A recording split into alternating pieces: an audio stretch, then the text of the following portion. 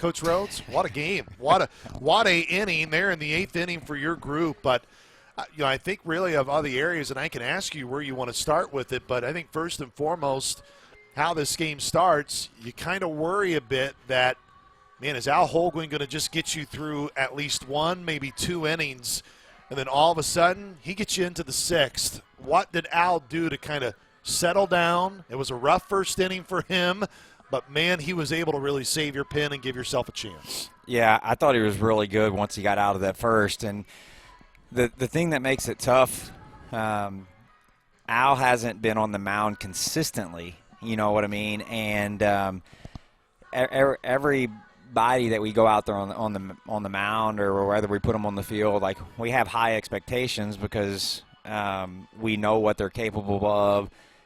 They are practicing consistently, but there's nothing that can replicate like game reps. And he hasn't been on the mound since he started, 2 weeks ago because of, we threw the ball well in the midweek prior. He was going to be in line to do that, and then Timmerman went all the way into the 8th, and then over the weekend we knew that this was going to be a potential where Timmerman was going to be used, so we were trying to save him and didn't get in the weekend. So, like, when you go just that big of a stretch without getting in the game, like, it's tough. And you could kind of see that at the beginning where he was kind of trying to find his way. The rhythm wasn't quite there. And then once he got settled in, like, he got going and was just fine. The good thing is like he was able to manage the first inning and just make it 2. And, that, again, that was a huge outing for him to get in to the 6th inning there. And then, the other big one who was very nice to see was Gertie. I mean, Gertie came in and threw the ball extremely well. And kind of the one thing that we've really been trying to work with Gertie, and I'm super proud of him tonight, is like he's been able to come in, and then he hasn't been very successful when he went back out. And tonight was like a big night for him where he came in after pitching, went back out, and had a really good inning again. And that was nice to see. Last year, you were a group that turned a ton of double plays, I believe 50 double plays on the year. Not a ton this year, but, man, the 2 you got were huge, and one of them was Tanner Gertis coming there in the relief in the 6th before he went and came out and struck out the side in the 7th. Yeah, and, there's some plays that I feel like we still need to make, and I think if we can make some of those plays, we become a really dangerous team. That we probably gave them an extra run tonight on not making that double play ball there that we missed. And I don't think it's on any lack of effort or anything from our guys. It's just things that, again, and they're tough plays. Like we have high expectations on some of those things, and But I know our guys are capable of making them. I know there were multiple conversations that you were having with Craig McCarty at home plate, and I think it was with Mason Pennington on the mound. Was it something where you guys believe it was close to a balk or could be close to a balk? Can you take us through whatever conversation that you were having and why that was an important conversation that you and your staff were having multiple times? Yeah, he did it about 4 or 5 times out of the stretch, and everybody is using the watch now to get the signal. And there was about 4 or 5 times he's out of the stretch. He has the ball behind his back, and he goes to look at the sign, whether I don't know what was going on, but he would do it randomly. He would take the ball from his back up to the watch and look at it and then go back. And what I was saying is like once that ball is behind his back, who's to say that he's not taking that ball and putting it in his glove, but he's taking it and putting it by the watch to look at the sign? Like, I didn't think that he should be able to make that move because it wasn't a consistent move. It was just occasionally he would take that ball up to the watch, and it looked like he was going to go into the glove, but all he did was look at the sign closer. So I thought that should have been a balk. And when I explained it to the home plate umpire, he said, yeah, if he's making that movement, I do agree that that is a balk.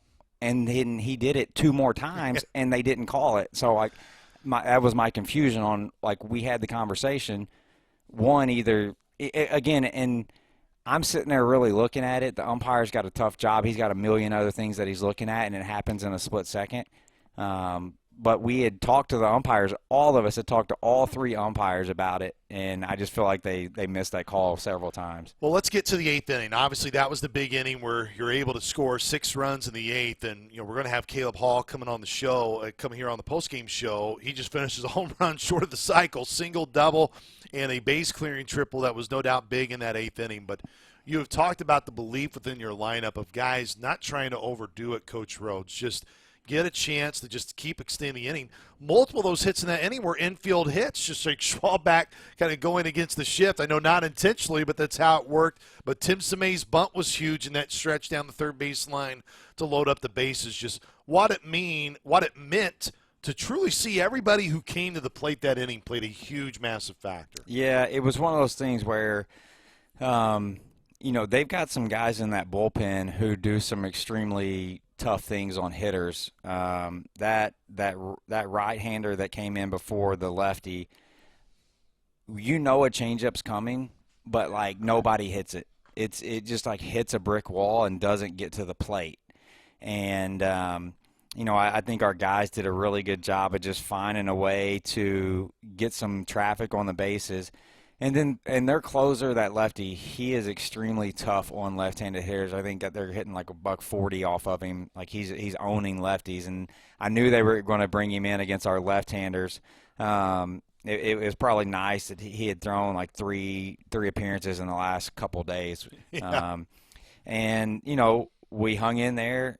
We wore a hit by pitch there right off the bat, and then just really proud of Caleb stepping up and throwing the punch right there. And, it was one of those nights where the ball wasn't traveling great. I mean, we hit a couple balls right off the bat. I'm like, oh, that ball's going to get over. And it just kind of died at the track tonight. The ball wasn't jumping out. And, for Caleb to get that ball through the gap right there was big time. And, again, I hate that we're waiting till the end, but we are finding production. But it's tough, and but I again, sometimes you got to give the other team a little bit of credit. I mean, they threw the ball extremely well. You look at their numbers from a statistical standpoint; they were one of the better pitching staffs that we've seen numbers wise, and they pitched extremely great tonight.